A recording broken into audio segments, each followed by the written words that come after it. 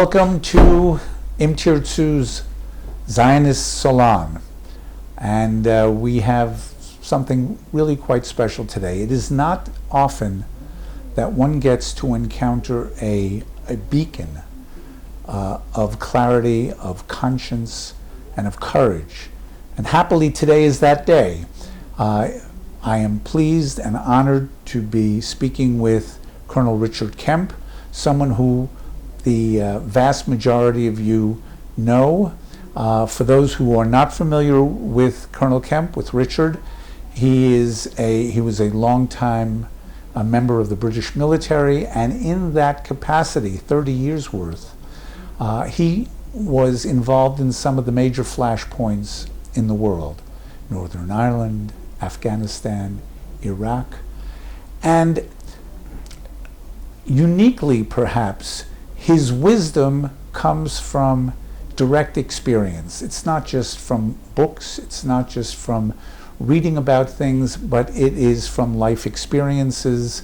It is the takeaway from things that he was intimately involved with, and that has informed him as he has gone on to be a leading spokesman, a defense strategist, and as I say, a clarion voice for the values and the goodness of Western civilization, which happily includes, of course, the state of Israel. So welcome, Richard. It's really great to have you here. As an aside, I will tell you that just about everyone I mentioned that I was doing this interview with you today said the exact same thing. 3 words: wow, he's great. Few people say that about me. Well, you know, in the U.S. there's the expression 50 million Frenchmen can't be wrong. So I'm attributing that uniformity of response. There's something really there. So it's really a great pleasure to have you with us. And what I'd like to start with is here we are, July 2022. As we say in the financial world, let's mark you to market. Let's update you. What are you focusing on right now? What do you see as the big topics that demand your concern and should demand our focus? Well, thank you very much, and it's a real pleasure to be here with you. I've long admired Im Tirtzu, albeit from a bit of a distance, but now coming face to face, right, I can see how incredibly valuable this organisation is. Thank you. As far as my what I'm dealing with at the moment, I've been working quite extensively on Israel-related issues recently, including the attempts to vilify and condemn Israel in the United Nations Human Rights Council.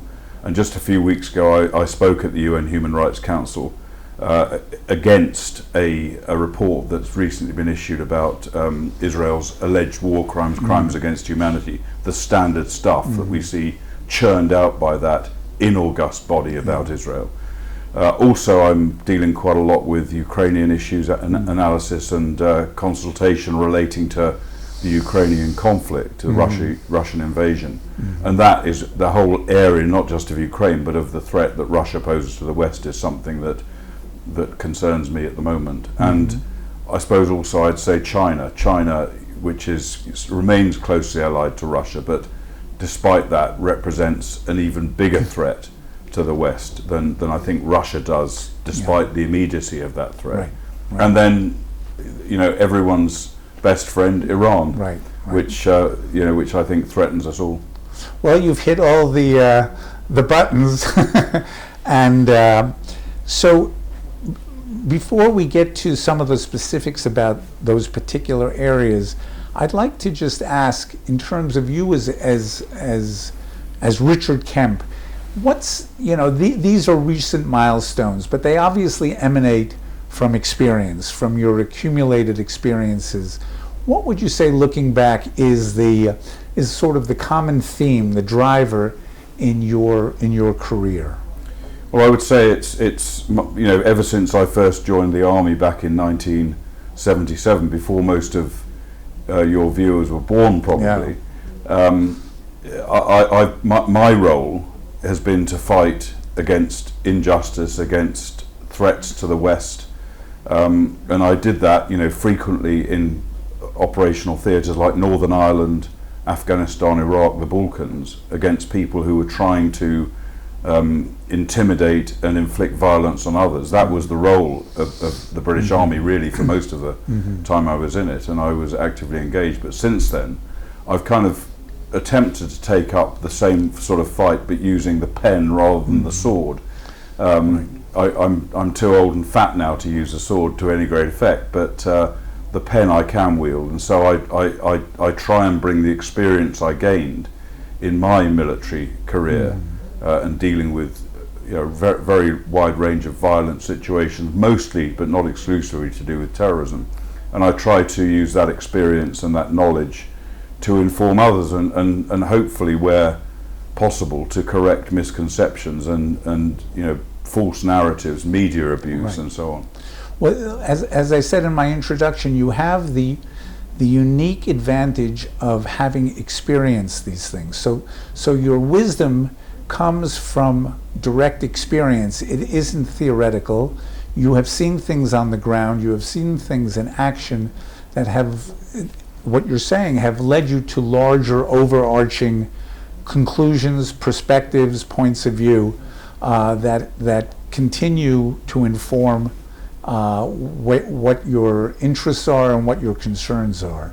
And I think that's an amazing use of those experiences, that they weren't just, gee, this was hard, gee, this was tense, but you connected certain dots and you saw larger messages, larger themes going on in those areas of conflict that have a more general applicability in the world. And I think that is something that is very necessary, from our point of view today. Let's talk about you. You are a great friend of the State of Israel, and I'm going to assume that some of your affinity and your friendship grows out of those experiences. In other words, an empathy with what we face here in terms of dealing with terror and dealing with demonization, delegitimization. Give us a sense of how you came to be the friend of Israel that you are today. Well, Israel is, I think, at the spear point of many of the challenges that the West faces today. And in some cases, the West doesn't even know it faces these challenges, yet Israel is dealing with it. My sort of immediate, I've long had an interest in Israel and admiration and respect for Israel and the IDF. But my immediate interest, I suppose, was really initiated by the friendship that Israel showed to the UK during the time that towards the latter end of my military career, when I was working for an organisation called the Joint Intelligence Committee in the Prime Minister's office in London. And I was dealing with international terrorism, and I experienced the benefit that Israel gave to the UK, and this is in things like intelligence. We have received and still receive today, and many other countries do as well, life-saving intelligence for our citizens, whether it's in the armed forces fighting in Afghanistan or Iraq, as they were until recently, or for citizens at home facing the threat of terrorism. And I can tell you, I probably can't tell you now, but I could tell you numerous specific examples of where Israeli intelligence has saved the lives of British people in our country and overseas. Not only that, but also battlefield medical technology, for example. Many British soldiers have had their lives saved by the most advanced Israeli battlefield medical technology, drone technology, counter-bomb technology, all of these things which have strengthened our military and strengthened our intelligence services. And this is really, and I can give you personal examples of occasions when I benefited from Israel's friendship. And just one example of that was during the 2005 London suicide bomb attacks that occurred. I remember that. Yeah, 3 underground trains and a bus. And almost within minutes of those attacks occurring, I got a message from the head of Mossad station in London telling me that we could have anything we wanted, any assistance we needed from Israel, any help of any sort, any resources, any assets were available to us if we needed them. And hearing that message from a friend at a time of real national devastation was so encouraging and so strengthening. And so, you know, it was things like that that really kind of have led me to admire and respect Israel in the way that I do. And I see it as, it's not really if people say to me, why do you want to stick up for Israel? It's not really a question. It's not an option. It's an obligation. Yeah. If I can use my experience, my knowledge to counter some of the lies that are told about Israel and the IDF, then it's my duty to do so. Yeah. What you're saying, frankly, is very inspiring. It's very uplifting, because it confirms a sense of many of us here that, you know, we're a small country, and we're smart enough to know that it's not just about us, that we are, as you said earlier, the point on the spear of a lot of what happens in the Western world. Yeah. And what we experience is very much a canary in the mine cage type of perspective in civilization. So to our credit, and it's wonderful to hear as a recipient of that generosity and that awareness, we believe that we are, you know, we're all in it together, that there is a larger game being played here. And, you know, for example, vis-a-vis an Iran, yes, we are the little Satan, but there's also a great Satan, and there's also friends of the great Satan and the little Satan. And you know, if the regime is as mad as many people surmise it could be, you know, there's no telling where they will try to exercise that madness. So there is this overarching affinity and involvement, and it's great to hear you to talk about that, because we certainly feel that we try to show that we're trying to be like a light unto the nations, as you know, the Bible talked about us, and we take that very seriously. And it's not to say, oh, we're so wonderful. It's to say, this is our part of our role. This is part of our God-given role. This is part of our civilizational role.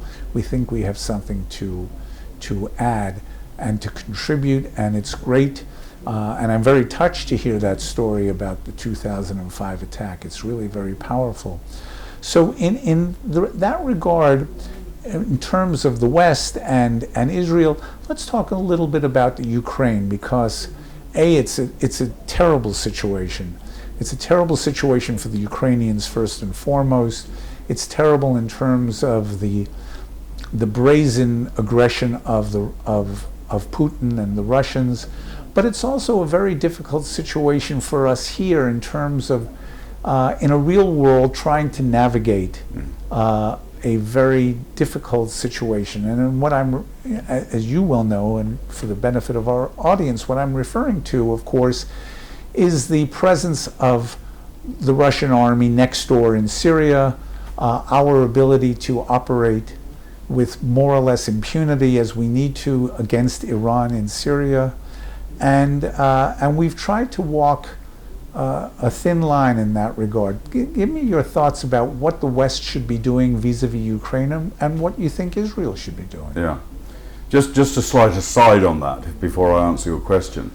I mentioned I spoke at the UN Human Rights Council in Geneva a few weeks back on this report they'd written against Israel. And one of the speakers at that event, I listened to 76 speeches, 74 of which, pretty much 74, were anti-Israel, condemning Israel. One of the most bizarre speeches, one of the most bizarre experiences of my life was to hear the ambassador for the Russian Federation in Geneva condemning Israel's human rights violations, condemning Israel's aggressive war against the Palestinians, and calling on Israel to observe human rights and to cease its combat operations against Israel. Now that at the time when they are conducting the worst war in Europe since the Second World War, so it was like going through the looking glass, if you wish. But in terms of Ukraine itself, I think Israel's got a very difficult path to tread here, and I think Israel's played Russia very, very skillfully.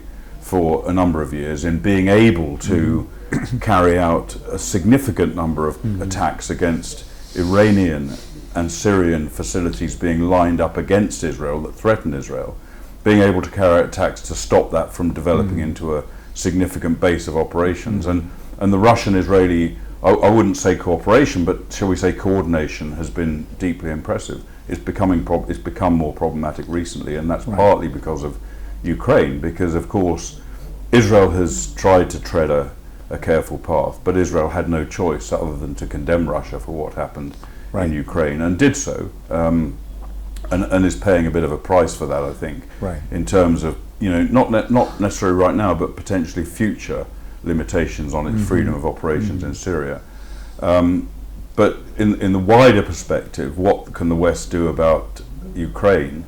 I'm afraid to say that the West today is too weak to take real action on Ukraine. And I think, I applaud Great Britain in particular, and I'm not saying it just because it's my country, but the stance Britain's taken in being, really in the lead on demanding sanctions against Russia, in the lead on providing military equipment to support Ukraine, and financial resources as well to support Ukraine. I applaud equally the US, which has done a great deal as well, and other countries, particularly Eastern European countries. But the West as a whole, I fear, is not in a strong enough position to have any significant impact on Russia. Putin knows there's no prospect of Western military intervention in that campaign, which is about the only thing that could stop him from achieving his objectives in Ukraine. And my fear, and I hope I'm wrong in this, my fear is that the Western rationale for their position, which is, well, Ukraine's not a member of NATO, therefore we can't carry out military intervention, is just an excuse. As I think the nuclear threats that Putin's making, taking them seriously, is also an excuse. And my great fear is that if Putin decides next to bite off a chunk of NATO, like for example the Baltic states, that NATO will not react to that and will not fulfill its treaty obligations to defend member states.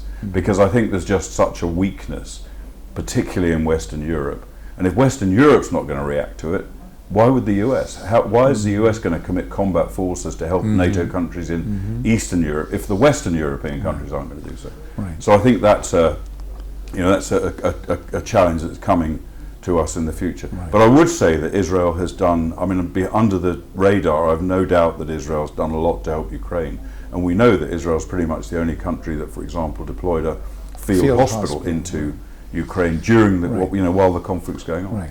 I think looking at it from a distance, that Israel has tried to be helpful to the Ukrainians without going over a certain red line of providing aggressive or offensive weaponry, certainly, that could trigger a red alarm vis-a-vis Russia. It seems that based on things like you just talked about in terms of the Russian ambassador's statement, we have hit nerves there for sure, but it's a very, very difficult quandary, because we don't want to look like we're being insensitive to a country facing invasion. Hello, this is something that we know a lot about, and so that it's an exquisitely difficult dance. But I'd like to stay with your point about weakness in the West, because I fear that you're not just talking about military weakness per se, and correct me if I'm wrong. I think you're also talking about resolve, about a willingness to stand up for Western values, Western civilization, and one has the sense that Western Europe is a very wealthy, but is a gilded lamb in the guise of a tiger. There is no tiger there, but their strength is their wealth, but they can't really back it, and with any muscle, with any real muscle. Is that an unfair statement? I don't think it is. I think you've hit the nail on the head. I believe that Western Europe, and not just Western Europe, but the West as a whole, including the US, has really lost its way and lost its resolve, lost its, I think I would say lost its sort of belief in itself, and you know, to a large extent, Western values have been. It's not just coincidental. Yes, of course, European wealth, comfort, etc. has, you know, the countries and the people have become very accustomed to it, and understandably, but the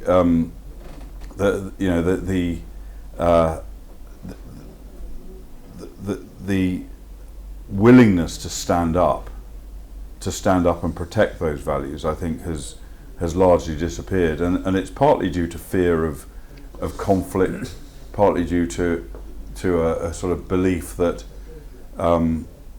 everyone is really like us, everyone has similar values, and everyone will see reason and accept negotiation rather than the necessity of conflict. I think this is the case, and I do believe it's been deliberately undermined. It's not just the result of comfort. It's a deliberate undermining of Western civilization, which began with the Soviet Union.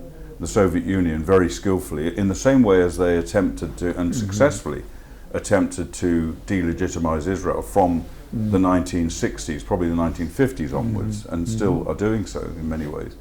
They successfully and deliberately undermined Western values, Western society, and paid vast amounts of money to do so. Just as an example, the campaign for nuclear disarmament, which sought to from inside to remove our nuclear capability, all that was heavily funded by Russia. This was not just some crazy people on university campuses who wanted peace and love, and without really understanding the consequences. It was deliberately planned and intended, and I think that's the situation the West finds itself in today, unfortunately. Is there undermining going on from within as well? One senses that in America, where I come from and still root very much for, that there is this lack of resolve, this untethering from the values that made America America, and that it's a self-destructive process. It's not coming from without. It's coming from within, and I'm wondering if there's some of that in Europe as well. And great civilizations tend not to be conquered; they implode. And that's the fear that many people here have of what's going on in the larger West. What is your sense of that, and what could we do to stop the clock, so to speak, and reverse that? Yeah, I think it is from outside in the US and in Europe, and as I said, it originated in Russia, and it's also in Soviet Union, is also being severely I'd say undermined by China. China is a major player. China particularly today. Yeah. But it's within as well. You're absolutely right. I think it's and a lot of the within stuff is motivated from outside, but the problem is also from within. And as to how you deal with that, we need strong political leaders, which, to my mind, right now, I can't think of any country in the West that has the strength of leadership that is required to protect ourselves. And I'm not talking about military protection only, that is important, but to protect ourselves in terms of standing up for our civilization, standing up for our values. And I just don't see it. And frankly, I don't also see very many examples of strong leaders emerging in the future. I think it's... And why is that? What would you attribute? It's not that there aren't good people.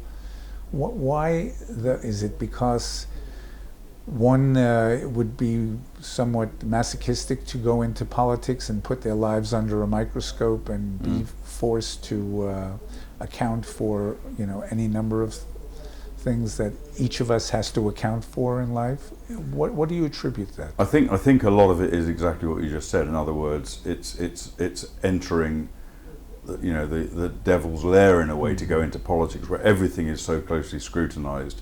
A remark that you made 30 years ago is dragged up and thrown into your face and you're cancelled. Right. These are the sort of things I think that do deter decent people from going into politics.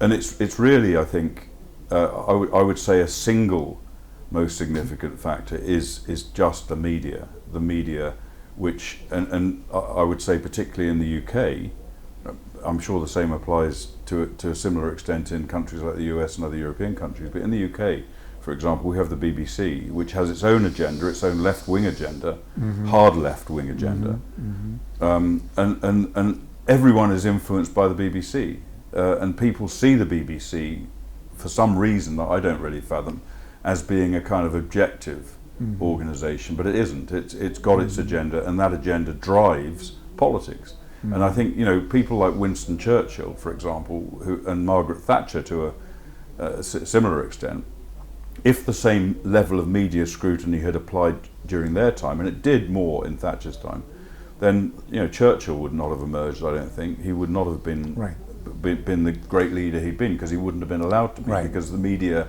would have prevented it from happening. So I think, you know, it's a very hard problem to tackle, because of course we want media freedom. But we also I think we need balance in the media that we simply don't have at the moment in the West.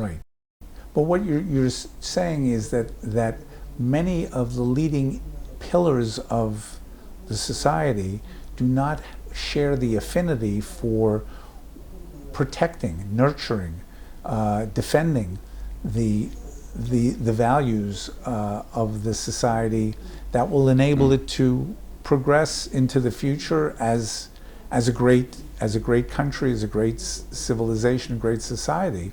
And there's no plan B. It's just a nihilistic, a self-destructive type of posture. That's what many of us see from here, anyhow. I think many Western leaders lack the courage. They in many cases, I'm sure they recognise the problems that exist, and they probably, in many cases, are on the right side of those problems, but they lack the courage to actually tackle them, because it's probably easier to kind of go along with the flow to an extent and think you can make a little tweak here and there, and actually it's hard to do that. But I do see a difference between Israel and Europe and the US. And I know Israel's not. I know you're the most democratic country in the world, because you've had 5 elections in the last 2 years or whatever it is. So you love democracy. But I do think Israel retains, in its leadership and in its society as a whole, it retains a hardness and a strength of purpose that comes, I think, from being under threat in the way that European countries are not. And you've got enemies on every side of you. Admittedly, the situation is changing for the better with the Abraham Accords, etc. But nevertheless, you are confronted by very real existential threats to your country. And I think that, in the same way as you'd have seen a similar spirit, I think, to Israel in Britain in the Second World War, when we were under existential threat. And I think that it's a bad situation to be in, but it's a driver for the good, I think.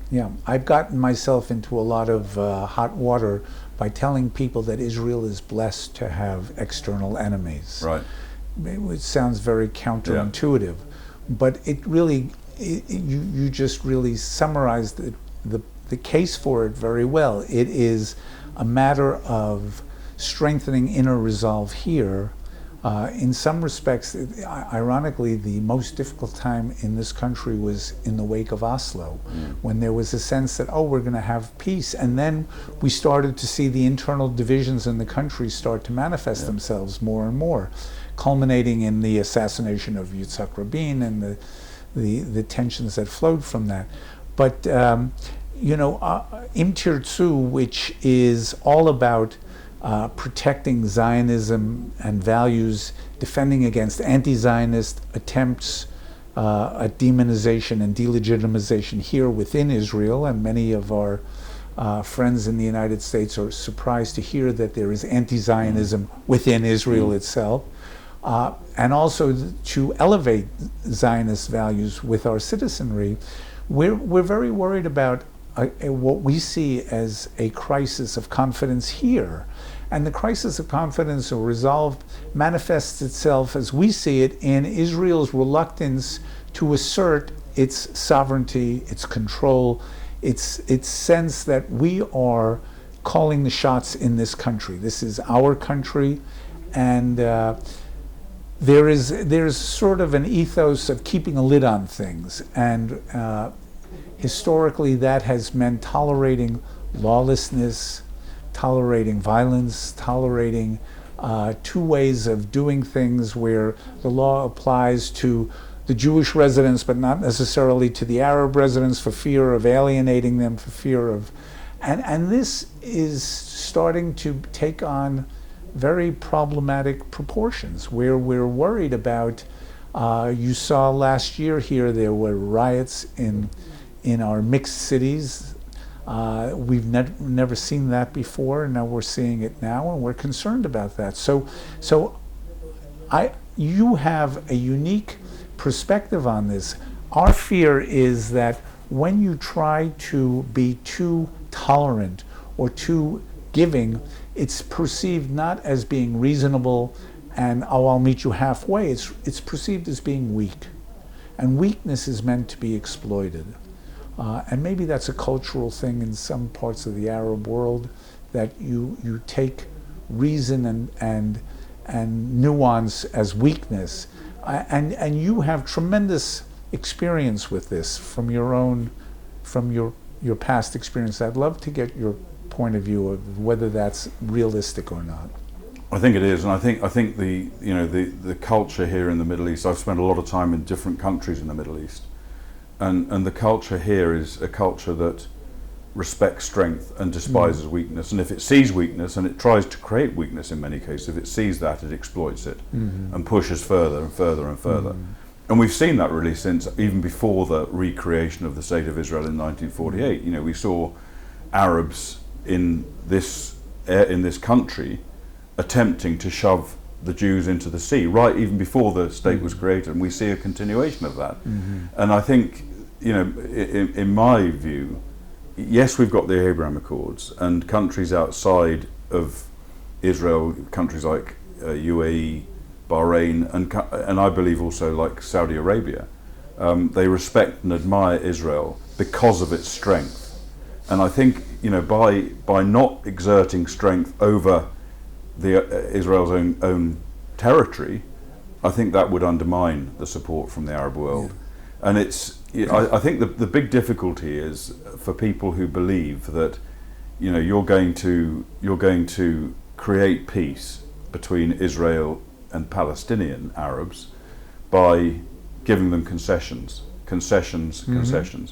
It's not going to work. It's not going to happen. We've seen that. We saw it in Gaza. We've seen it in, you know, after the Oslo Accords. We've seen it in southern Lebanon. We've seen that, you know, the Arabs in this part of the world, if you make concessions to them, they want more, and it's never enough. And I don't believe, nor do I believe, that, for example, the Palestinian leadership, the current Palestinian leadership, the past Palestinian leadership, or the future Palestinian leadership wants peace. Right. They don't want, and not only don't want peace, they don't want a two-state solution. They want an Islamic state here, and they want you gone, and they've laid that out, you know, in many times. So I think that thinking you're going to somehow bring them over onto the right side, onto you know, the side of peace, is just a delusion. And it can their ambition for an Islamic state here can only be countered by strength, I think, and therefore any you know, appeasement, any concessions, I think, need to be very, very carefully thought through by Israel. At the same time, the problem is, of course, that Israel is under such heavy scrutiny from the West, who have a totally different perspective. And Israel's got to look in many ways in both directions, because it's not in isolation. It depends heavily on the US, it depends on other Western countries. Well, you put your finger on it when you said that the delusionary mindset of the West, that we all want the same thing, and the unwillingness to perceive that there are people who actually do not want the same thing, who are not playing by the same rule book, they're not singing out of the same hymnal, so to speak, and their agenda is a very different one, and it's one that rankles the Western mindset, the Western sensibility, but it's very real. And the greater sin is to pretend it doesn't exist, rather than to say, if, you know, when in Rome, you've got to be like, you know, what your neighbors are doing, what's going down as the, the state of affairs here, the mindset here, the ruling mindset. And I'm sorry to say this. Well, I'm not sorry to say it, but one of the realities of this situation is not just Israel that suffers as a result of concessions and weakness and Western scrutiny is not the right word, because scrutiny is fine, but Western bias against Israel, Western views that they know better than Israel knows. I think that it's not just Israel that suffers from that. The kind of stuff we heard at the United Nations, the kind of vitriol and bile you hear all over the place against Israel, also incites anti-Semitism against Jews around the world, and we've seen that last May in the war. We saw that, but I think the greatest victims of all this are not Jews around the world. They're not the Israelis. The greatest victims are the Palestinian Arabs, whose life and whose future is contaminated and devastated by their leadership. Absolutely.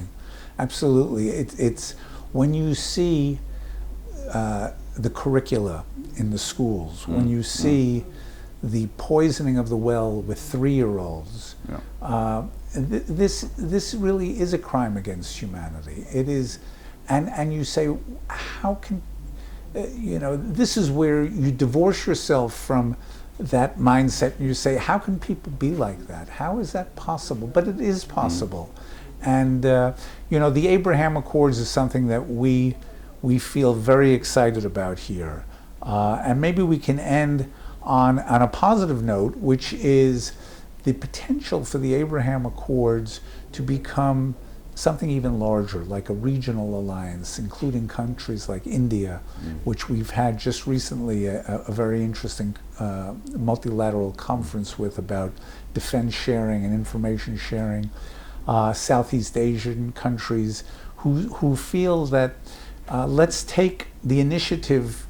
Maybe the U.S. is pulling back as a force in the world. China is emerging as a threat in the world. Iran is a wild card threat that can affect many countries. And let's take it upon ourselves to link arms and find common cause with other countries that we really share a lot more than we disagree with about things. I think the Abraham Accords have huge promise. I mean, they've achieved a great deal already, but and I think, for example, the greatest prize in the Abraham Accords would be Saudi Arabia, and I think that without Saudi Arabia's blessing, the UAE and Bahrain and other countries would not have signed up to the Abraham Accords. And I think only when the current Crown Prince, MBS, becomes the ruler of Saudi Arabia, I think then it's highly likely that Saudi Arabia will officially join the Abraham Accords. And I've had discussions with leaders and government officials in Saudi Arabia which tend to confirm that perspective. And I think there's one, to develop that further, we really do need the strongest possible backing from the United States, and that has been extremely lacking under the Biden administration. I hope that either they see the light or that they get replaced by an administration in due course that is more likely to put power behind the Abraham Accords, because I do think that not only is that beneficial for the region and the world, but also I think the Abraham Accords and their development are about the only glimmer of hope you could have that sufficient pressure would be applied to the Palestinians to make them come to some kind of accommodation with Israel. It's a faint glimmer, but I think it's about the only one. Yes. It may be faint, but you play the cards that you have, and you try to push the assets that you have. Richard, this was fascinating, and I'm sure our viewers are in a much more wise and informed position than they were from the beginning of the talk. I want to thank you very, very much for joining us today. Wish you continued, may you, as we say, go from strength to strength, and may your voice be heard in all the right councils where it needs to be heard, speaking sanity, speaking justice and rightfulness for not only for Israel but for the West, for Western values, and may we all continue to benefit from your wisdom and strength. So thank you very much. Thank you. I appreciate that.